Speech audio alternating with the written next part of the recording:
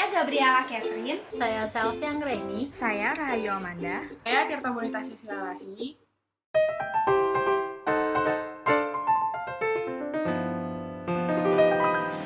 Arti penting pesan kampanye. Pesan merupakan aspek utama dan hal yang paling penting dalam kegiatan kampanye. Kampanye selalu bermula dari sebuah gagasan, seperti kampanye partai politik yang menciptakan pesan-pesan kampanye yang mudah dipahami, menarik, dan sesuai dengan platform partai. Lalu ada kampanye kesehatan yang bertujuan untuk mempengaruhi cara pikir halayak tentang ancaman kesehatan. Dan yang ketiga ada kampanye produk yang selalu didahului oleh gagasan mengenai suatu produk yang akan ditawarkan kepada konsumen. Pesan kampanye memiliki kekuatan, bentuk, dan tujuan. 3 kekuatan pesan kampanye ada kreatif, sistematis, dan efektif. Lalu pesan kampanye dapat disampaikan dalam bentuk poster, spanduk, baliho, motion grafik, film, berita, hingga selebaran. Dan tujuan kampanye hanya dapat dicapai bila halayak memahami isi pesan yang ditujukan kepada mereka. Selanjutnya, ciri pesan kampanye.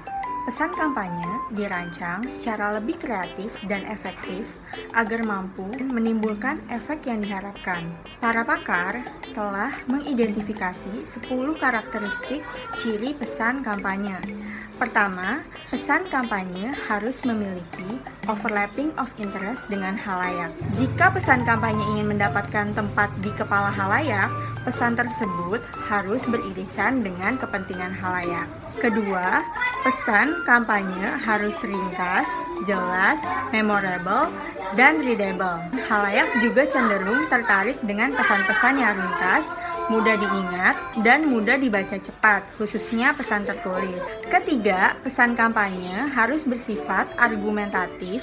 Argumentatif diartikan sebagai adanya alasan mengapa seseorang harus melakukan sesuatu sesuai dengan yang disarankan pelaku kampanye. Yang keempat, pesan kampanye harus etis dan dapat dipercaya. Sangat penting apabila pesan-pesan kita didukung oleh bukti-bukti yang bersumber dari pengalaman atau pengetahuan dari masa lalu seseorang. Yang kelima, pesan kampanye harus bersifat konkret dan berkaitan langsung dengan masalah.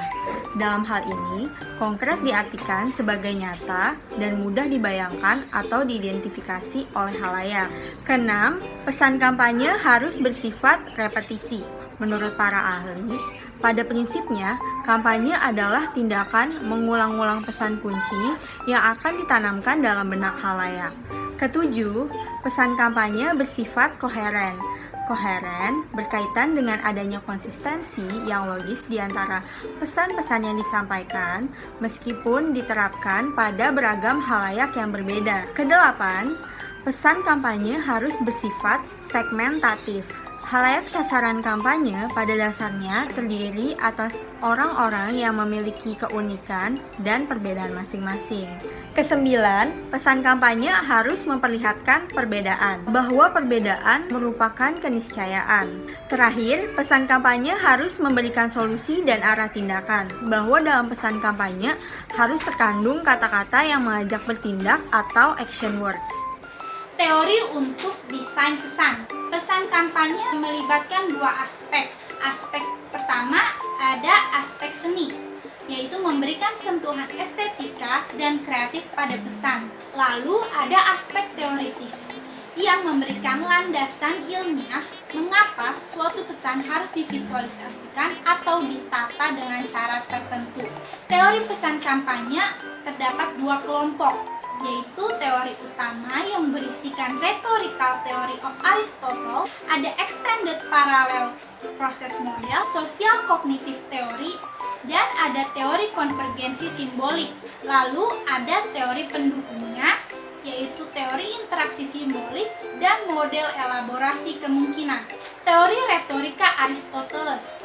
Teori ini merupakan teori persuasi yang menjelaskan bahwa untuk mempengaruhi orang, kita harus mampu memberikan alasan mengapa seseorang harus menerima tindakan yang kita sarankan.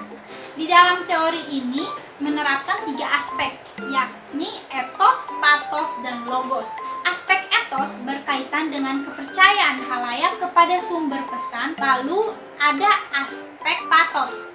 Aspek patos pada dasarnya adalah bentuk argumentasi berbasis emosi.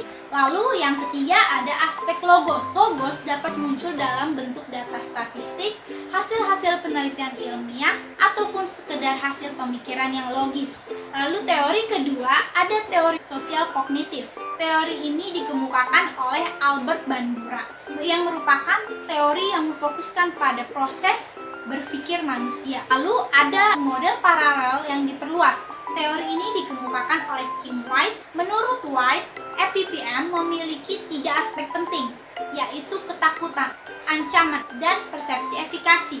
Ketiga aspek tersebut dapat mengubah perilaku publik. Lalu ada teori konvergensi simbolik yang dikembangkan oleh Ernest G. Burman. Ini memandang bahwa keberhasilan sebuah pesan kampanye sangat ditentukan oleh berhasil tidaknya suatu pesan dipahami secara bersama oleh halayak sasaran. Teori ini mengembangkan pesan-pesannya dalam bentuk cerita. Teori ATV mempunyai 2 tahapan. Fantasi chain, yakni membuat cerita tersebut menjadi dramatis kepada publik. Setelah itu masuk dalam tahap kedua, yaitu fantasi type, di mana cerita yang viral tersebut tertanam dalam pikiran mereka sehingga memunculkan opini publik. Lalu masuk ke teori pendukung atau teori interaksi simbolik. Teori ini digagas oleh George Herbert Mead yang membantu para perancang pesan kampanye untuk memahami bagaimana cara halayak memaknai dan bertindak terhadap pesan-pesan yang mereka terima. Masuk ke teori terakhir, yaitu model elaborasi kemungkinan. Teori model ini, para perancang pesan kampanye diingatkan untuk mendesain pesan berdasarkan karakteristik halayak sasaran. Terdapat 2 halayak sasaran, yaitu halayak sasaran yang terdidik yang akan mengolah pesan secara central root. Central root berarti mengolah pesan berupa argumentasi data, riset, dan solusi yang masuk akal. Sedangkan halayak yang kurang berpendidikan akan mengolah sasaran secara peripheral root yang mengutamakan aspek latar belakang, penampilan, dan aspek yang bersifat profesional. Kemudian ada merancang pesan kampanye. Pertama, isi pesan. Terdapat 7 aspek dalam mendesain isi pesan, yaitu verbalisasi pesan. Verbalisasi diartikan sebagai tindakan membahasakan gagasan, pengalaman, harapan, rekomendasi, dan ajakan ke dalam bentuk kata-kata. Yang kedua, visualisasi. Visualisasi pada umumnya membuat isi pesan menjadi lebih mudah dipahami dan mampu memberikan efek penyadaran. Yang ketiga, ilustrasi. Daya gugah pesan juga menjadi semakin kuat apabila disertai ilustrasi atau penggambaran dalam bentuk contoh-contoh. Yang keempat, himbauan atau appeal. Pada lain sisi, pelaku kampanye juga harus melihat pesan pada pendekatan emosional. Yang kelima, kreativitas dan humor.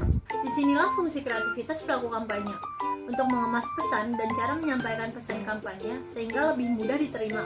Yang keenam, pendekatan kelompok rujukan. Kelompok rujukan adalah sekumpulan orang yang memberikan inspirasi tertentu dan menjadi panutan atau model untuk dicontoh. Yang ketujuh, repetisi.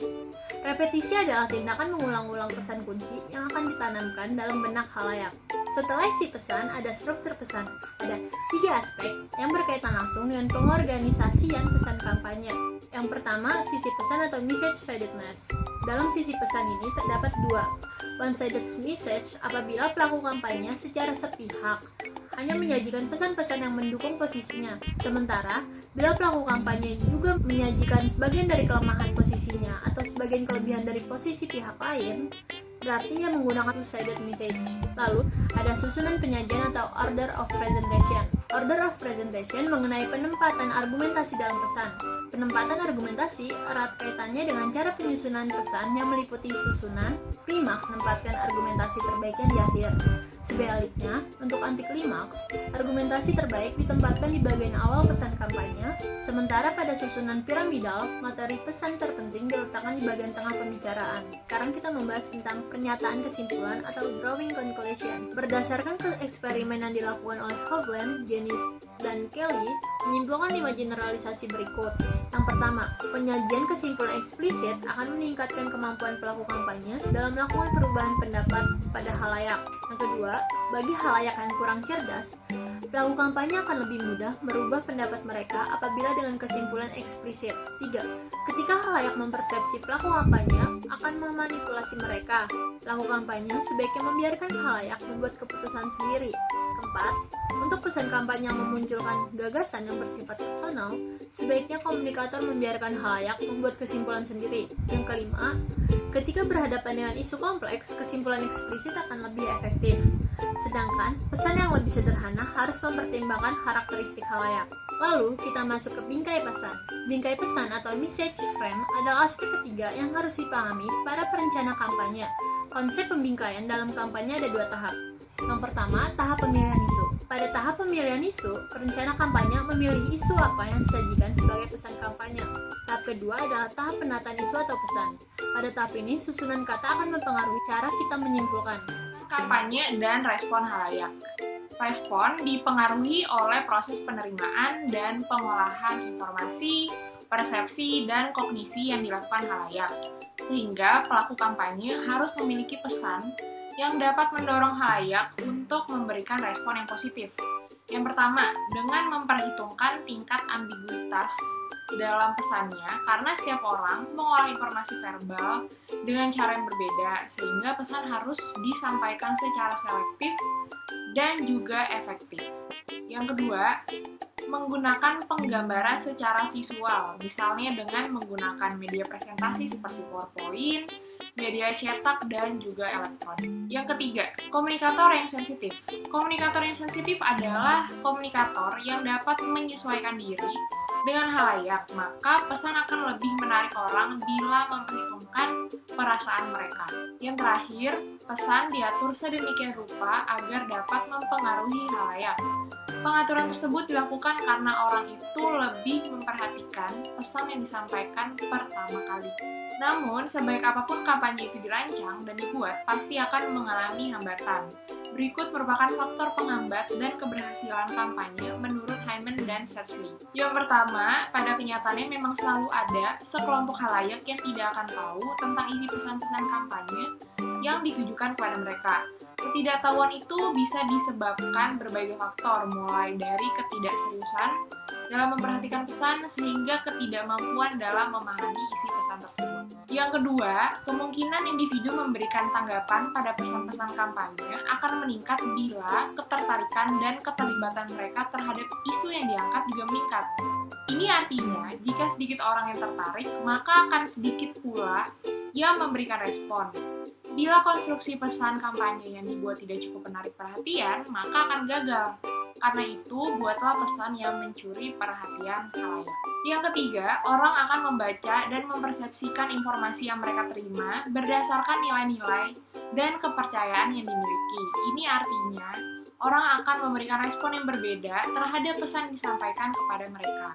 Dan yang terakhir, kemungkinan individu untuk menerima informasi atau gagasan baru akan meningkat bila informasi tersebut sejalan dengan sikap yang telah ada.